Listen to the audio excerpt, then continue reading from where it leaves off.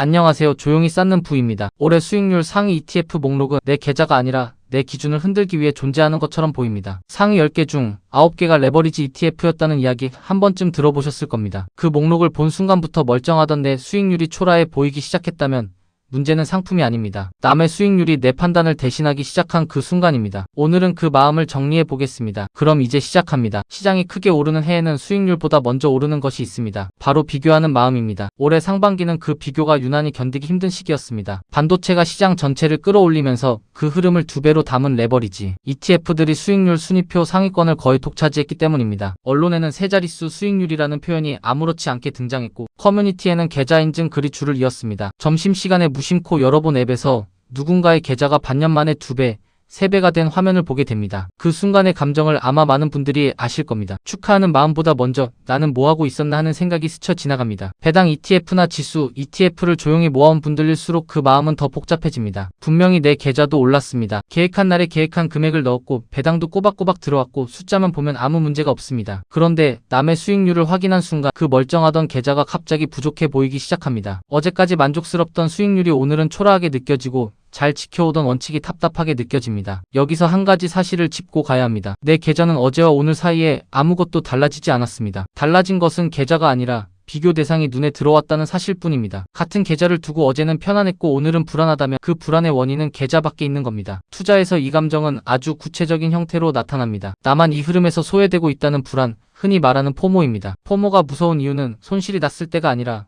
오히려 수익이 나고 있을 때 찾아온다는 데 있습니다. 잃고 있을 때는 방어적인 판단이라도 하게 되지만 벌고 있는데 남보다 덜 벌 때는 멀쩡히 작동하던 전략을 스스로 무너뜨리게 됩니다. 실제로 큰 상승장에서 무너지는 계좌의 상당수는 하락 때문이 아니라 남을 따라가려다 원칙을 버린 결과입니다. 그리고 이 고민이 매년 반복되는 데에는 구조적인 이유가 있습니다. 순위표와 뉴스는 언제나 그의 가장 극단적인 결과부터 보여주기 때문입니다. 평범하게 잘 굴러간 수많은 계좌는 화면에 등장하지 않고 가장 뜨거웠던 소수의 결과만 반복해서 눈에 들어옵니다. 그렇게 극단이 기준처럼 느껴지기 시작하면 정상적인 수익률이 실패처럼 보이는 착시가 생깁니다. 그래서 오늘의 기준을 먼저 고정하고 시작하겠습니다. 지금 필요한 질문은 저 상품을 샀어야 했나가 아닙니다. 저 수익률이 내 기준을 흔들 자격이 있는가입니다. 이 질문을 붙잡고 순위표 뒤에 가려진 구조를 하나씩 살펴보겠습니다. 레버리지 ETF를 판단할 때 가장 먼저 봐야 할 것은 수익률이 아니라 그 수익률이 만들어진 방식입니다. 레버리지 ETF는 기초 지수의 하루 수익률을 2배로 따라가도록 설계된 상품입니다. 여기서 핵심은 2배라는 숫자가 아니라 하루라는 단위입니다. 1년치 수익률을 2배로 주는 상품이 아니라 매일매일의 등락을 2배로 복제하는 상품이라는 뜻입니다. 그래서 지수가 한 방향으로 쉬지 않고 오르는 구간에서는 복리 효과가 겹치면서 수익이 단순 계산보다 훨씬 크게 불어나기도 합니다. 올해 상반기가 정확히 그런 구간이었습니다. 반도체가 거의 조정 없이 오르는 흐름이 이어졌고 그 위에 올라탄 레버리지 상품들은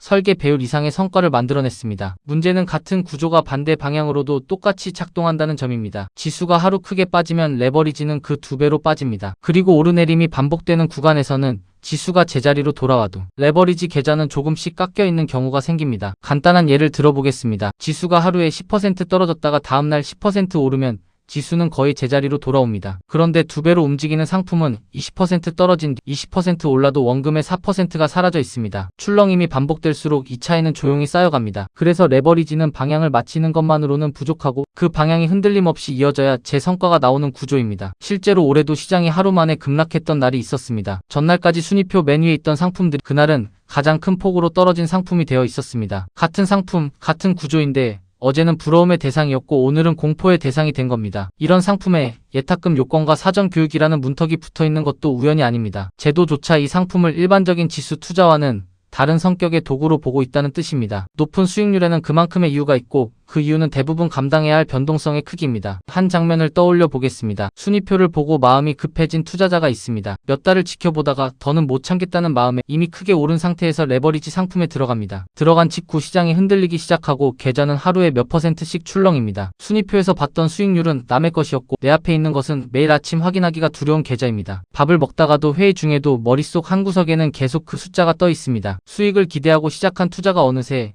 일상을 잠식하는 걱정으로 바뀌어 있는 겁니다. 장이 열리는 시간이 기다려지는 게 아니라 무서워지고 일하는 중에도 자꾸 시세창을 열게 됩니다. 결국 며칠을 버티다가 손실을 확정하고 나옵니다. 그리고 얼마 뒤 시장이 다시 오르면 같은 후회가 반복됩니다. 이 장면이 낯설지 않은 이유는 순위표가 우리에게 보여주지 않는 것이 있기 때문입니다. 수익률 순위표에는 결과만 있고 과정이 없습니다. 수익률 200%라는 숫자 뒤에는 계좌가 하루에 두 자릿수로 출렁이는 날들을 전부 견뎌낸 사람만 남아 있습니다. 그 사람이 처음부터 끝까지 들고 있었는지, 전체 자산의 몇 퍼센트를 넣었는지, 그 기간 동안 어떤 밤을 보냈는지는 순위표에 나오지 않습니다. 중간에 흔들려서 판 사람, 급락에 놀라 정리한 사람, 뒤늦게 들어가 물린 사람의 수익률도 그 순위표에는 찍히지 않습니다. 그러니까 우리가 보고 있는 것은 그 상품의 수익률이 아니라 그 변동성을 끝까지 통과한 소수의 결과입니다. 같은 상품을 같은 기간에 들고 있었어도 내가 그 사람과 같은 결과를 얻었을 거라는 보장은 어디에도 없습니다. 반대편에 있는 사람도 한번 생각해 보겠습니다. 그 변동성을 끝까지 견딘 사람은 대개 운이 좋았던 사람이 아니라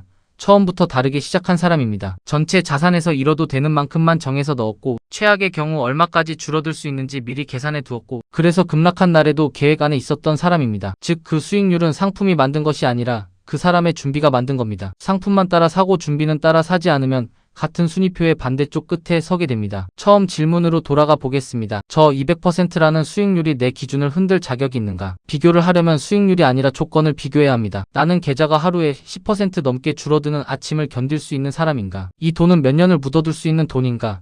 아니면 몇 년 안에 써야 할 돈인가? 은퇴 자금이나 자녀 학자금처럼 시한이 정해진 돈이라면 감당할 수 있는 변동성의 크기는 처음부터 다를 수밖에 없습니다. 급락이 왔을 때 감정이 아니라 계획으로 대응할 준비가 되어 있는가? 이 질문들에 그렇다고 답할 수 없다면 그 수익률은 애초에 내가 얻을 수 있는 수익률이 아니었습니다. 얻을 수 없는 수익률을 기준으로 내 계좌를 평가하는 것, 그것이 포모가 판단을 흐리는 방식입니다. 반대로 이 질문들에 스스로 답을 갖고 있고 정해진 비중 안에서 그 변동성을 감당하기로 선택한 분이라면 그건 포모가 아니라 판단입니다. 레버리지라는 도구 자체가 잘못된 것이 아니라 남의 수익률에 떠밀려 잡은 도구가 위험한 겁니다. 같은 상품을 사더라도 남의 계좌를 보고 사는 것과 내 기준을 보고 사는 것은 완전히 다른 투자입니다. 그리고 그 기준이 이미 있는 분들에게 순위표는 참고 자료일 뿐 명령이 아닙니다. 정한 날, 정한 금액, 정한 행동으로 쌓아가는 투자는 순위표에서 한 번도 1등을 하지 못할 수 있습니다. 대신 순위표가 뒤집히는 날에도 계속할 수 있습니다. 그 계속할 수 있음이 대부분의 투자자에게는 어떤 수익률보다 중요한 조건입니다. 오늘 이야기에서 새로 결정할 것은 없습니다. 다만 하나만 분명히 해두고 싶습니다. 남의 수익률은 정보이지 내 기준이 아닙니다. 순위표는 앞으로도 매년 바뀔 겁니다. 올해는 레버리지가 상위권을 채웠지만 어느 해에는 전혀 다른 상품이 그 자리에 있을 겁니다. 그때마다 기준을 바꾸는 투자는 늘 남의 성적표를 뒤쫓는 투자가 되고, 뒤쫓는 투자는 언제나 한 발 늦게 도착합니다. 반대로 내 목적과 내 감당 범위에서 출발한 기준은 순위표가 어떻게 바뀌어도 흔들릴 이유가 없습니다. 부러움이라는 감정 자체는 잘못이 아닙니다. 남이 크게 버는 걸 보고 아무렇지 않은 사람은 없고 그 감정을 억지로 없애려고 애쓸 필요도 없습니다. 다만 부러움이 올라올 때 그것을 매수 신호로 읽지 않고 내 기준을 다시 확인하는 신호로 읽는 연습이 필요할 뿐입니다. 부러움은 지나가지만